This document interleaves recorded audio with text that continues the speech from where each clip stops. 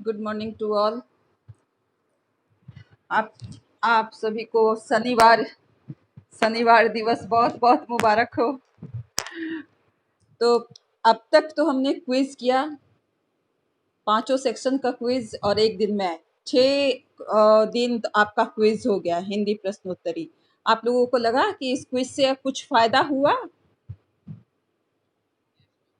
बहुत फायदा हुआ, अच्छा रहा। मिल गया ना बेटा, वो बहुत जरूरी है। बुक के अंदर से आप सारे क्वेश्चन निकाल, रिवीजन भी हो गया। अब आपको अलग से हिंदी के लिए कोई मेहनत नहीं करनी पड़ेगी। अगर बेटा ऑफलाइन क्लास होता तो मैं और भी ब्लैक बोर्ड पे भी रिवीजन करवा देती। कोई बात नहीं है, अगर ऑनलाइन भी हो रहा है तो ऑनलाइन को भी हम रोचक बना देंगे। एक तरह से बोलने से या पढ़ाई करने से फिर नीरस हो जाती है पढ़ाई। तो इस तरह से जब भी हम कोई चैप्टर खत्म करेंगे उसका क्विज हम लोग कंडक्ट करेंगे, ठीक है। और एक ही गुड मॉर्निंग, एक ही क्वेश्चन आप देखिए कितनी बार पूछा गया, हर सेक्शन से बन के आया। तो आप अलंकार तो आप लोग कंठस्थ कर ही लिए होंगे हमारे ख्याल से। अलंकार में कहीं किसी को कोई दिक्कत नहीं होनी चाहिए, अगर है तो बोलिए। नहीं है ना? ओके बेटा, जहां भी आपको किसी भी टॉपिक पे प्रॉब्लम लगे आप जरूर हमें बताइए और मैं आपके प्रॉब्लम को सॉल्व करूंगी, ठीक है।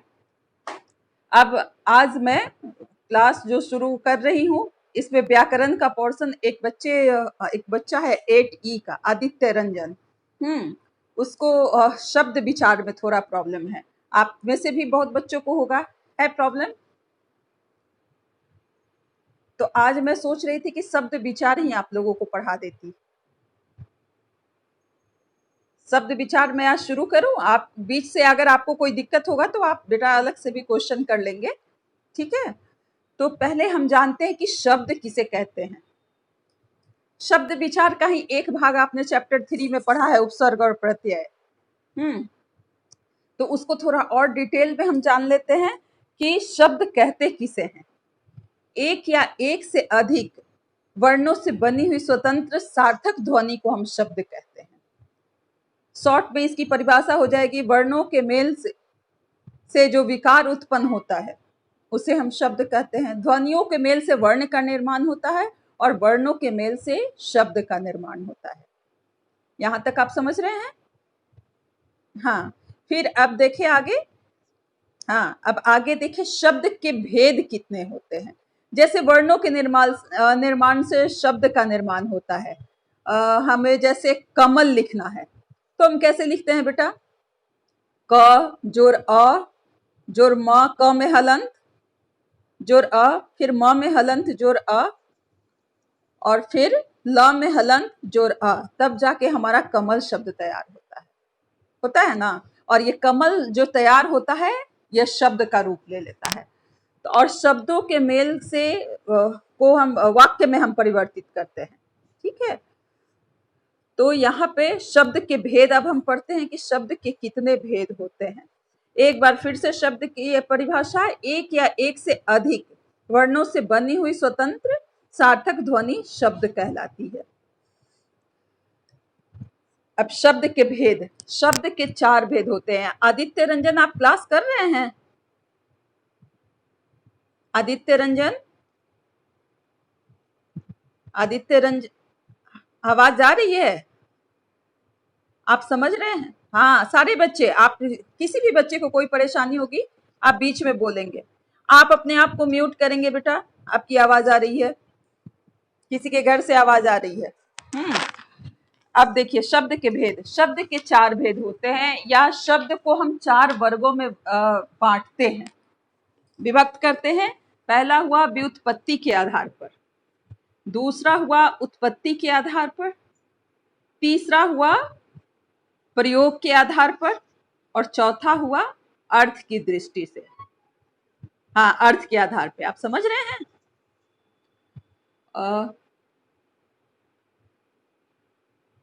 और फिर मुझे म्यूट करना पड़ेगा। हाँ, तो शब्द के 4 अंग होते हैं। पहला होता है व्युत्पत्ति के आधार पे, दूसरा होता है उत्पत्ति के आधार पे, तीसरा होता है प्रयोग के आधार पे, और चौथा होता है अर्थ के आधार पे। तो अभी हम पढ़ते हैं व्युत्पत्ति के आधार पर। ये शब्द जो है ना, अगर इसका वंश वृक्ष हम बनाएं तो शब्द जो है उसके 4 अंग हैं। और शब्द बुजुर्ग हो चुका है, उसके 4 अंग हैं व्युत्पत्ति के आधार पर, या उसके 4 क्या बोले हो, शरीर का 4 अंग है। शब्दों का वर्गीकरण किया जाता है उस हिसाब से। अब व्युत्पत्ति के आधार पर शब्द का भेद हम देख लेते हैं।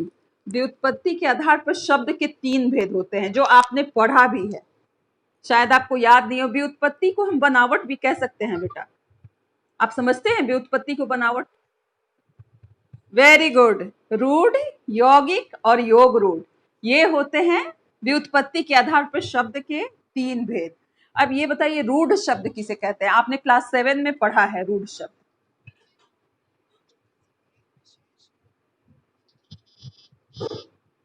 और भी है, कोई अर्थ ना निकले उसे हम रूढ़, जैसे जिसके टुकड़े करे तो यह किसी विशेष अर्थ के लिए प्रयोग किए जाते हैं, और जिनके टुकड़े हम करते हैं तो उसका कोई अर्थ नहीं निकलता है। जैसे आप नल शब्द ले लीजिए, न ल नल, नल दोनों अगर नल न ल को मिला दिए तो नल शब्द क्या हो गया? जिससे पानी आता है आपके घर में उसे नल कहते हैं, लेकिन न और ला दोनों को अलग कर दिए तो कुछ मीनिंग निकल रहा है? नहीं निकल रहा है। तो यह हो गया रूढ़ शब्द, यानी जिसके टुकड़े करने पर जो विशेष अर्थ लिए होते हैं और जिनके टुकड़े करने पर हमें कोई अर्थ ना प्राप्त हो, वह होता है रूढ़ शब्द।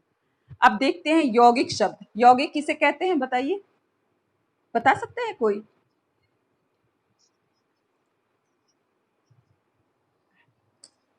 हाँ देखो बेटा, ये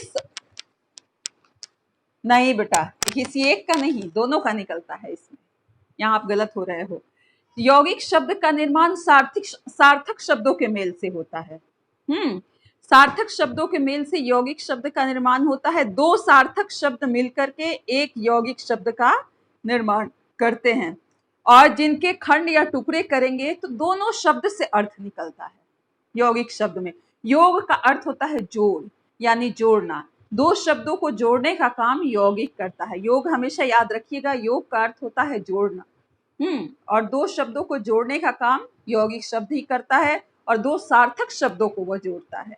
जैसे विद्यालय, विद्या जोड़ आलय, विद्यालय हो गया, विद्यालय का अर्थ हुआ पाठशाला जहां पढ़ने जाते हैं, और विद्यालय को अलग करते हैं, विद्या जो आलय करते हैं, तो विद्या यानी कि जो शिक्षा प्राप्त करते हैं वो हुआ, और आलय मतलब गृह, शिक्षा प्राप्त करने का गृह। आलय घर का पर्यायवाची में आप पढ़े हैं ना, आलय। रसोई घर, रसोई प्लस घर, अगर हम इनको अलग करेंगे तो क्या होगा? रसोई किचन आपका जहां खाना पकता है, और घर जिस घर में आप रहते हैं या जहां खाना पकता है वह घर हो गया, रसोई घर। यानी दोनों शब्द का अर्थ निकल रहा है, और दोनों को मिला दीजिए तो भी अर्थ निकल रहा है। तो यह हो गया यौगिक शब्द, यानी कि ये 2 सार्थक शब्दों के मेल से बना है यौगिक। अब आइए योग रूढ़ किसे कहते हैं? योग रूढ़ की परिभाषा आप में से किसी को याद है? हाँ बोलिए। हाँ हाँ, यौगिक शब्दों की तरह ही होते हैं वे शब्द। अगर व्याकरण की दृष्टि से हम इसकी परिभाषा को पढ़ते हैं तो हम ये कहेंगे कि वे शब्द जो यौगिक हैं किंतु सामान्य अर्थ को नहीं प्रकट करते हैं। यौगिक होते हुए भी वो सामान्य अर्थ को नहीं प्रकट करते हैं, किसी विशेष अर्थ को वह प्रकट करते हैं, वह योग रूढ़ कहलाते हैं। यानी जो सामान्य को छोड़ करके कोई विशेष अर्थ प्रकट करे वह हमारा योग रूढ़ शब्द कहलाता है। जैसे पंकज, हाँ दशानन हुआ, 10 जोड़ आनंद, दशानन। जलज, पंकज, पंख जोड़ जा, पंकज हम बोलते हैं, लेकिन पंकज से क्या प्रतीत होता है? कमल। पंकज किसके लिए बोलते हैं? कमल के लिए बोलते हैं। दशानन, रावण के लिए। लंबोदर, लंबा प्लस उदर, लंबोदर। लेकिन लंबोदर का नाम लेते हैं तो गणेश जी की याद आती है, क्योंकि हम गणेश जी को लंबोदर कहते हैं। दशानन, रावण के लिए हम कहते हैं। तो जो सामान्य को छोड़ करके विशेष अर्थ को लक्षित करता है वह होता है, गुड मॉर्निंग, हाँ, वह होता है योग रूढ़ शब्द। तो ये हुआ व्युत्पत्ति या बनावट के आधार पर शब्द के भेद। इसमें से आप बच्चों में से किसी को कोई प्रॉब्लम है जो नहीं समझ में आया हो तो बोलिए। किसका? शब्द का? शब्द की परिभाषा पूछ रहे बेटा? हाँ, शब्द एक या एक से अधिक वर्णों से बनी हुई स्वतंत्र सार्थक ध्वनि शब्द कहलाती है। समझ गए? एक या एक से अधिक वर्णों से बनी हुई स्वतंत्र और सार्थक ध्वनि शब्द कहलाती है, या वर्णों के मेल से शब्द का निर्माण होता है। दूसरे शब्दों में हम ये भी कह सकते हैं कि वर्णों के मेल से हम शब्द का निर्माण करते हैं। ठीक है? और कहीं कोई डाउट? अच्छा, शब्द के 4 अंग होते हैं, ये आपने याद कर लिया? कोई एक बच्चा बताइए कौन कौन सा? आशीष, आप बताइए। आशीष, आपने सुना? आदित्य रंजन, बोलिए। हाँ, दूसरा?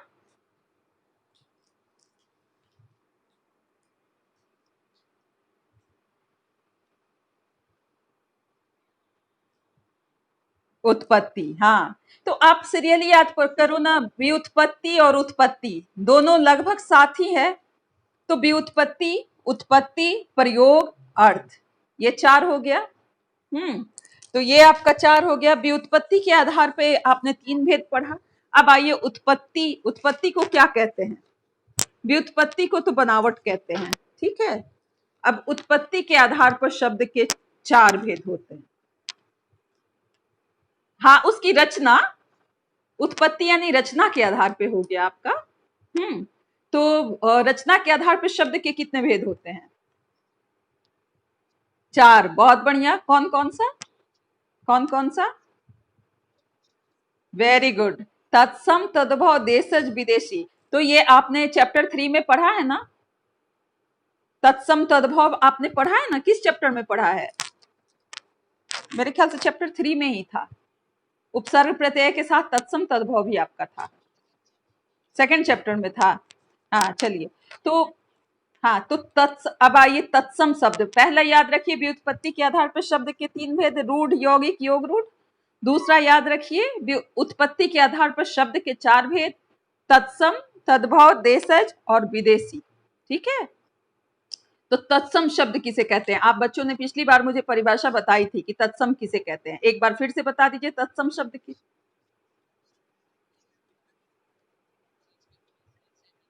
वेरी गुड, बहुत अच्छा, बहुत अच्छा। संस्कृत का वह शब्द जो बिना किसी परिवर्तन के हिंदी में आ गया है, यानी जिस रूप में है उसी रूप में वह आ गया है, वह तत्सम शब्द कहलाता है। जैसे अश्व, सूर्य, अग्नि, वायु, रात्रि, क्षेत्र, नयन, नयन, नेत्र। तो हाँ, तो ये सारे शब्द जो हैं, हाँ हाँ, ये सारे शब्द जो हैं वह तत्सम शब्द आ गए। यानी संस्कृत का वह शब्द जो बिना किसी परिवर्तन के हिंदी में ज्यों का त्यों उसी रूप में आ गया है, वह कहलाता है तत्सम शब्द। अब आइए तद्भव शब्द किसे कहते हैं, ये बताइए।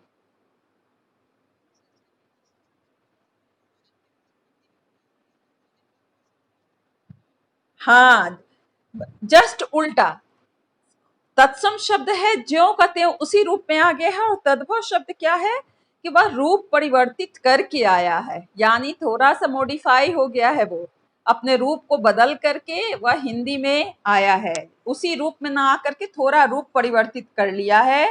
संस्कृत का वह शब्द जो रूप परिवर्तित करने के बाद हिंदी में प्रयोग किया जाता है वह तद्भव कहलाता है। जैसे अग्नि से आग, क्षेत्र से खेत, रात्रि से रात, और सूरज से सूर्य। ये सब क्या है? ये सब अपना मृत्तिका से मिट्टी, मक्षिका मक्खी। हाँ, तो ये सब शब्द जो है वह तद्भव शब्द है जो अपना रूप परिवर्तित करके आया है। एक बात बेटा याद रखिए कि हिंदी हमारी जो है वह सभी भाषाओं की जननी संस्कृत को कहते हैं और हिंदी उसकी बड़ी बेटी है। और हिंदी में दुनिया की हर भाषा का शब्द इसमें शामिल है। हमारी हिंदी में संस्कृत भी शामिल है, इंग्लिश का भी शब्द शामिल है और हमारे लोक भाषा का भी शब्द, ये सारे शब्दों को अपनाती है हमारी हिंदी जो है।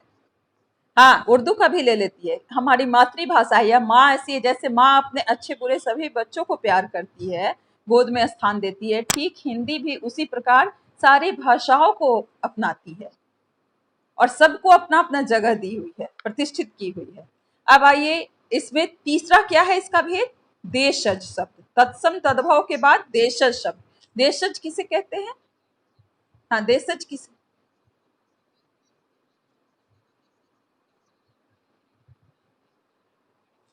हाँ हाँ, देखिए बेटा, शॉर्ट में आप उसको कह सकते हैं कि क्षेत्रीय भाषा के कारण परिवर्तित करके जो शब्द हमारे देश में प्रयोग किए जाते हैं वह देशज शब्द हुआ। लेकिन व्याकरण की परिभाषा क्या होगी? जो शब्द क्षेत्रीय प्रभाव के कारण परिस्थिति व आवश्यकता अनुसार बनकर प्रचलित हो गए हैं, यानी कि वो हम अपनी सुविधा के लिए उसका निर्माण हमने किया है, वह देशज शब्द कहलाता है। हम अपने देश में, जैसे हम अपने घर में चाहे जैसे मन वैसे रहते हैं ना, ठीक उसी तरह से हम अपने देश में अपने लिए एक अलग सी भाषा बना लेते हैं। तो वह भाषा जो हमारी होती है वह देशज कहलाती है, जो क्षेत्रीय प्रभाव के कारण परिस्थिति व आवश्यकता अनुसार बनकर प्रचलित होती है। जैसे पगड़ी, खिचड़ी, खिचड़ी, लोटा, उसके अलावा देखिए और क्या है शब्द देशज?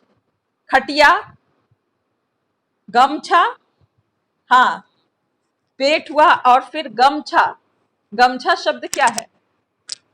यह भी देशज है। तो हाँ, बोलिए। तौलिया बेटा हम देशज में नहीं आता है, फिर तौलिया को बहुत लोग तौली बना देते हैं अपनी सुविधा के लिए। अच्छा, कहीं से आवाज आ रही है?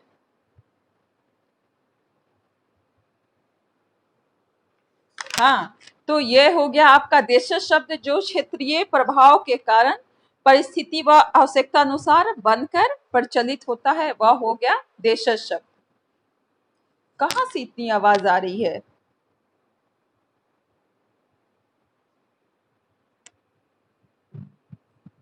अनुष्का या आकांक्षा?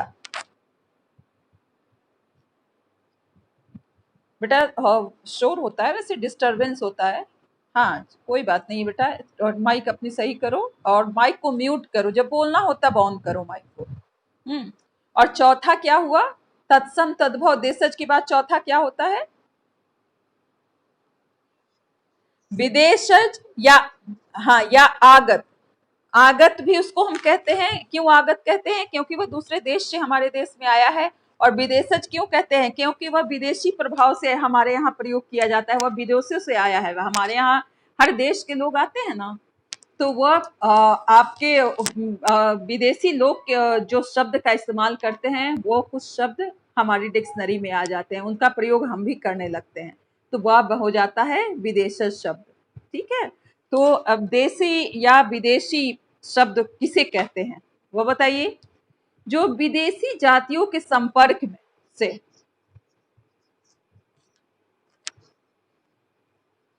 हाँ, वह विदेशज कहलाते हैं।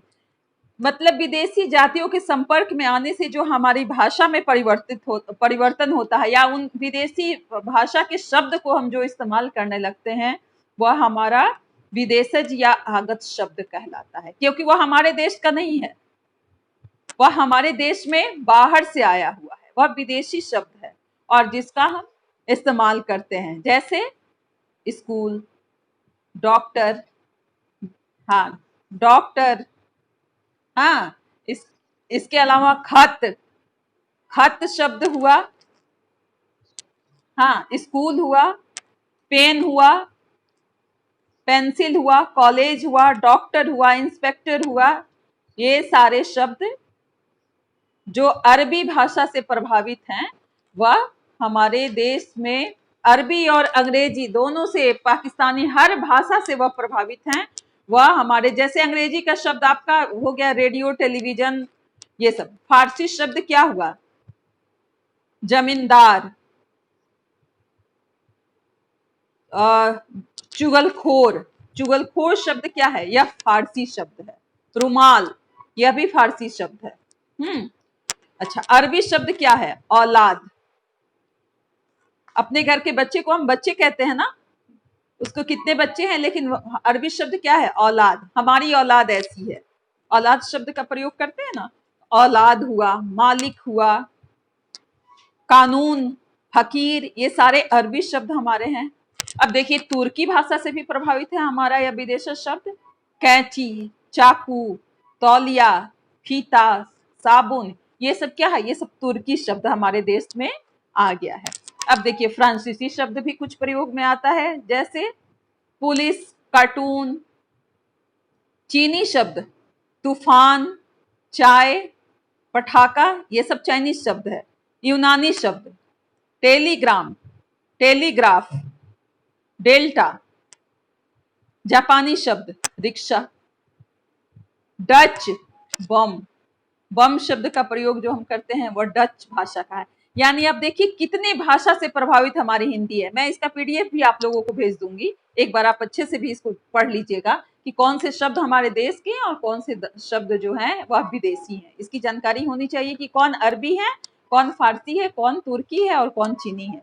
ये शब्द आपको पता लग जाएगा। तो यानी विदेशी शब्द जो हो गया वह बाहर से आए हुए शब्दों से हमारी भाषा को प्रभावित करता है, वह हो गया विदेशी शब्द, जिसका व्यवहार हम लोग जीवन में प्रतिदिन करते हैं। तो यह हो गया हमारा विदेशज। यानी और तो ये चारों अंग किसके आधार पे हुए? तत्सम, तद्भव, देशज, विदेशी। उत्पत्ति के आधार पर। और व्युत्पत्ति के आधार पर कितने शब्द के भेद हुए? व्युत्पत्ति के आधार पर 3। कौन कौन से? वेरी गुड, रूढ़, यौगिक और योग रूढ़, ये हो गया। अब आइए, तीसरा नंबर क्या है हमारा? प्रयोग के आधार पे। हाँ, प्रयोग के आधार पर शब्द के कितने भेद होते हैं, कोई बता सकता है? कौन कौन सा? विकारी और अविकारी हम साधारणतः बेटा ये 2 ही पढ़ते हैं, लेकिन उसके भेद अगर हम देखें तो 8 होते हैं। संज्ञा, सर्वनाम, विशेषण, क्रिया, क्रिया विशेषण, संबंध बोधक, समुच्चय बोधक और विस्मयादि बोधक, ये 8 उसमें आते हैं।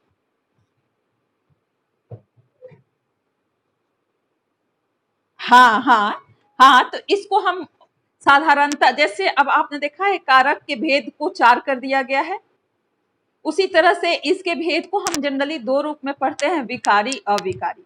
और उसमें हमारा ये 8 रूप आ जाता है, संज्ञा, सर्वनाम, विशेषण, क्रिया, क्रिया विशेषण, संबंध बोधक, समुच्चय बोधक और विस्मयादि बोधक। लेकिन मुख्यतः इसे 2 वर्गों में विभाजित किया गया है, विकारी और अविकारी। ठीक है, विकारी शब्द किसे कहते हैं?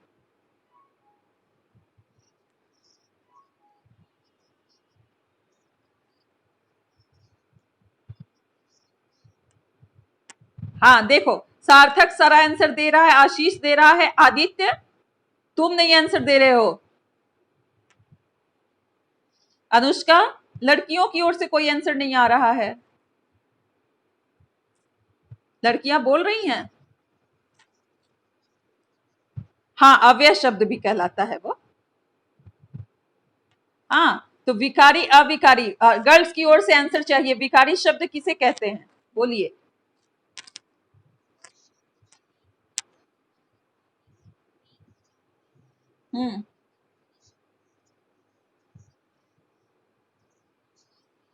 हाँ हाँ हाँ, ये शब्द सही है। जिन शब्दों का रूप परिवर्तन होता है वे विकारी शब्द कहलाते हैं। और संज्ञा, सर्वनाम, विशेषण, क्रिया, ये विकारी शब्द में आते हैं। संज्ञा, सर्वनाम, विशेषण और क्रिया, ये चारों जो हैं वह विकारी शब्द होते हैं, जो शब्दों का, इन शब्दों का रूप परिवर्तित होता है। जैसे आप देख लीजिए, किसी जानवर का नाम बिल्ली, बिल्लियां, रूप परिवर्तित हुआ ना, एक वचन से बहुवचन में ये आ गया ना। हाँ, मुझे, मैं, हाँ, ये सब परिवर्तित हुआ। लेकिन अविकारी शब्द किसे कहते हैं? अविकारी बताइए।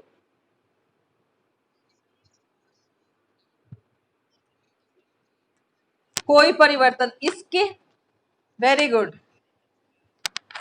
Very good. अ मतलब नहीं होता है, अ का अर्थ निगेटिव सेंस में लिया जाता है। तो ये क्या हुआ, जिन शब्दों के रूप में कोई परिवर्तन नहीं होता है वह हो गया अ मतलब नहीं। जिसमें कोई परिवर्तन नहीं होता है वह अविकारी शब्द कहलाता है। और इसमें कौन कौन से आते हैं, बचे हुए चार, क्रिया विशेषण, संबंध बोधक, समुच्चय बोधक और विस्मयादि बोधक। हाँ, ये चारों आ जाते हैं इसमें। और इसका उदाहरण क्या होगा, किसी भी रूप में ये परिवर्तित नहीं, और हो गया, हाँ ठीक है, दिनों दिन, किंतु, हाँ अरे, अच्छा, धीरे धीरे शब्द, जोर जोर से, ये शब्द क्या, वह धीरे धीरे चलती है, वह धीरे धीरे चलता है। इसमें लिंग बदला, लेकिन क्या वो शब्द बदला धीरे धीरे, नहीं, वह बिल्कुल तटस्थ रहा, एक समान रहा। तो हमारा क्या होता है, प्रयोग के आधार पर जो अविकारी शब्द है, अ मतलब नहीं, इसमें कोई परिवर्तन नहीं होता है, और इसमें क्रिया विशेषण, संबंध बोधक, समुच्चय बोधक और विस्मयादि बोधक, ये चार अंग इसमें समाहित हैं। और विकारी शब्द में परिवर्तित होता है, और इसमें हमारा संज्ञा, सर्वनाम, विशेषण और क्रिया आता है, ये चार अंग होते हैं। तो आप समझ गए विकारी अविकारी को। प्रयोग के आधार पर शब्द के दो भेद हुए, व्युत्पत्ति के आधार पर तीन भेद हुए, रूढ़, यौगिक, योग रूढ़। उत्पत्ति के आधार पर चार भेद हुए, तत्सम, तद्भव, देशज, आगत। और प्रयोग के आधार पर विकारी अविकारी। अब लास्ट में आते हैं अर्थ की दृष्टि से शब्द भेद। अर्थ की दृष्टि से शब्द के कितने, चार होता है। नहीं, सार्थक निरर्थक, निरर्थक, निसार्थक नहीं, सार्थक निरर्थक। बेटा पहले चार भेद होते थे, इसी में पर्यायवाची भी एक आता था और विलोम शब्द भी आता था। हाँ, विलोम और विपरीतार्थक एक ही हुआ बेटा, एक ही होता है। तो लेकिन अब हम अर्थ की दृष्टि से दो ही शब्द रूप पढ़ते हैं, सार्थक और निरर्थक। तो सार्थक शब्द किसे कहते हैं, जिस शब्द का कुछ अर्थ होता है। हाँ, अर्थ होता है, जैसे रोटी, चावल, कलम, किताब, ये सब क्या है, सबका अर्थ निकलता है, तो यह सार्थक शब्द हुआ। और निरर्थक शब्द क्या किसे कहते हैं, हाँ, जिसका कोई जस्ट अपोजिट, जिसका कोई अर्थ ना निकले वह हो जाता है निरर्थक शब्द। जैसे रोटी वोटी, चाय वाय, चाय का तो अर्थ निकला, वाय का कुछ अर्थ निकला। रोटी वोटी, रोटी का अर्थ है ओटी का, हाँ, ये शब्द योग में हो गया, सहचर, जो साथ साथ चलता रहता है। मेहमान आते हैं, हम कहते हैं कुछ चाय वाय लाओ, चाय तो चाय हुआ, वाय क्या हुआ, घास फूस, वही हुआ घास फूस। फिर भी फूस का अर्थ निकला, घास का भी निकला, सूखे हुए घास को हम फूस के रूप में ले सकते हैं। हाँ, लेकिन ये चाय वाय, रोटी वोटी,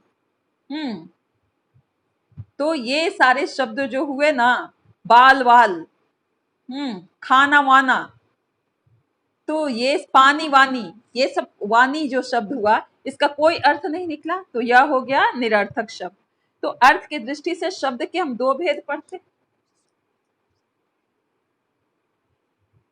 किसका, सार्थक, नहीं, नहीं, निरर्थक शब्द बस उसका कोई मीनिंग ही नहीं होता है, तो आप कहाँ इस्तेमाल करेंगे, जिसका कोई अर्थ ना निकले उसको आप कहाँ इस्तेमाल करेंगे, वो सिर्फ साथ चलता रहता है। हाँ, जैसे, हाँ, युग्म शब्द में वह साथ चलता रहता है, जो निरर्थक होता है वह शब्द युग में हम पढ़ते हैं।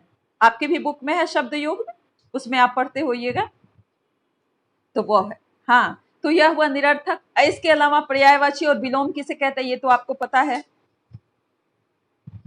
हाँ, अब तो पर्यायवाची और विलोम तो अलग हो गया है, अब अर्थ की दृष्टि से शब्द के दो ही भेद माने जाते हैं, सार्थक और निरर्थक, इन्हीं दो को हमें याद रखना है।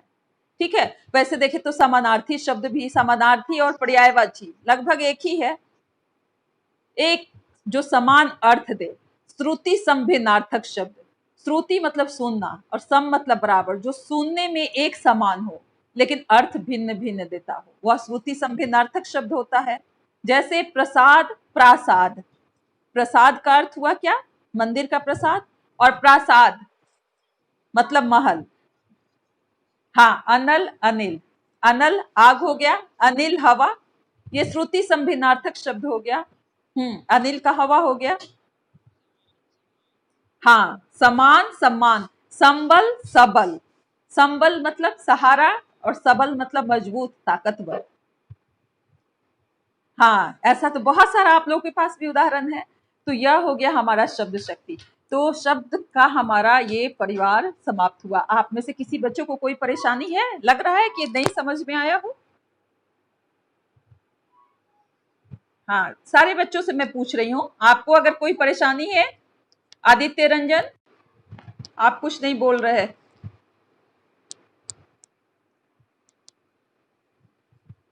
ठीक है, जो आप कहिए, अगले क्लास में आप क्या पढ़ना चाहते हैं आप पहले से बता दीजिए, मैं खूब अच्छे से रिवीजन कराऊंगी। हाँ, वाक्य पे अब आते हैं। तो वाक्य विचार अगले क्लास में हम लोग पढ़ लेंगे। बेटा आप सब पहले से पढ़ के आइएगा। आज आप पढ़ के आए थे शब्द भेद? हाँ, पढ़ के आइएगा बेटा, पढ़ाने पे बहुत अच्छे से समझ में आएगा। आप बीच में क्वेश्चन भी कर सकते हैं। अगर आप पढ़ के नहीं आएगा, फिर मैं जो पढ़ाऊंगी वो आपको लगेगा सब सही है। हो सकता है मेरे से बाई मिस्टेक कुछ गलती हो जाए। तो बच्चे आप पढ़े रहिएगा बेटा, तो आप बताइएगा ना कि मैडम ये ऐसे नहीं ऐसे होगा। मुझे भी बहुत अच्छा लगेगा कि बच्चा हमसे ज्यादा जानता है। तो चलो बेटा, अब ये बताओ कि और कुछ आज पूछना है? अभी हमारे पास 2-3 मिनट समय बचा हुआ है। कुछ और पूछना है आज? अच्छा, अर्थ के आधार पर शब्द भेद सबसे लास्ट हमारा था ना। अर्थ के आधार पे सार्थक और निरर्थक शब्द। अर्थ के आधार पर शब्द के दो भेद होते हैं, सार्थक और निरर्थक। जिन शब्दों का कुछ अर्थ निकलता है वह सार्थक शब्द कहलाते हैं, और जिन शब्द का कोई अर्थ नहीं निकलता है वह निरर्थक शब्द कहलाते हैं। सार्थक शब्द हो गया रोटी, और निरर्थक शब्द हो गया वोटी। रोटी वोटी शब्द हमने लिया। रोटी शब्द हो गया सार्थक, रोटी जो आप खाते हैं। और वोटी, वोटी आप क्या करते हैं? खाते हैं, पहनते हैं, उसके साथ घूमते हैं, कुछ ऐसा है? नहीं ना, वो बस साथ चलता है, साथ देने के लिए। शाम होती है, भूख लगती है, आप कहते हैं मम्मी कुछ नाश्ता वास्ता दो। नाश्ता तो नाश्ता, वो वास्ता अगर मम्मी दे दे और कहे कि आज नाश्ता छोड़ दो, आज नाश्ता ही ले लो, तो वास्ता से पेट भर लोगे? ये बताओ। तो फिर वही होता है, जो साथ चलता रहता है निरर्थक होता है, लेकिन उसका इस्तेमाल जरूर हम करते हैं अपने रोज के। कहेंगे अरे मैं काम धाम करके बहुत थक गई। काम तो काम हुआ, धाम पे मैं कहाँ चली गई घर में बैठे बैठे? धाम तो तीर्थ यात्रा होता है। तीर्थ यात्रा काम करके कोई तीर्थ यात्रा पे जा सकता है? काम करने के बाद तो थक गए, मेरा काम धाम खत्म हो गया। या फिर मैंने काम वाम समाप्त कर लिया। काम तो काम हुआ, वाम क्या हुआ? या निरर्थक हुआ। काम यानी कार्य, और वाम साथ में चल रहा है, उसके सपोर्टिंग कलाकार है वो। जैसे आप फिल्मों में देखते हैं कि हीरो हीरोइन डांस करते हैं और कोरस पीछे से साथ देते रहते हैं। अगर वो ना भी रहे तो हीरो हीरोइन के डांस में कोई दिक्कत होती है? नहीं होती है, लेकिन वो कोरस होते हैं ना डांस की शोभा बढ़ाने के लिए। धाम का तो अर्थ होता है, धाम मतलब तीर्थ धाम होता है, लेकिन काम वाम का क्या अर्थ होता है? वाम का कुछ अर्थ निकलता है? नहीं निकलता है, लेकिन ये सपोर्टिंग कलाकार है। जैसे फिल्मों में सपोर्टिंग कलाकार होता है, एक कॉमेडियन होता है ना, जो साथ साथ चलता रहता है, हीरो का फ्रेंड होता है। उसी तरह से ये भी हीरो का फ्रेंड, मुख्य शब्द का दोस्त होता है, और ये साथ साथ चलता रहता है। इसको सहचर शब्द भी हम कह सकते हैं। साथ चलने वाले को सहचर कहते हैं ना, सहचर शब्द भी हुआ ये। तो ये हो गया हमारा अर्थ की दृष्टि से। अब आप समझ गए अर्थ की दृष्टि से शब्द भेद। हाँ, और कहीं कोई दिक्कत शब्द भेद में? किसी को कोई परेशानी? अच्छा, अगली क्लास में बेटा हम वाक्य विचार पढ़ेंगे। व्याकरण का कुछ ऐसा पोर्शन है जो हमारा छूट रहा है एग्जाम के पहले? सिलेबस तो आप सबको हमने भेजा था ना?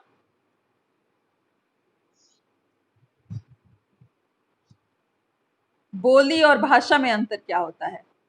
ये बोली से ही भाषाओं का निर्माण होता है। बोली और भाषा में यही अंतर होता है कि अभी हम जो बोल रहे हैं वह हमारी ये यहाँ की बोली हुई, लेकिन भाषा क्या हुई? मुख से हम जो कुछ भी बोलते हैं वह बोली कहलाती है। लेकिन भाषा जो होती है, भाषा का रूप जो होता है वह बहुत विस्तृत नहीं होता है, लेकिन बोली का रूप जो होता है बहुत विस्तृत होता है, बहुत बड़ा होता है। और बोली से ही भाषाओं का निर्माण किया जाता है।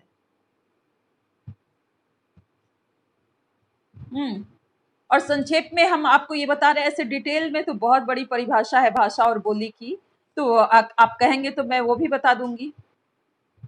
अच्छा बेटा, एक बात और मैं सोच रही हूँ कि चैप्टर 11 और 12 भी कर लिया जाए क्या हम?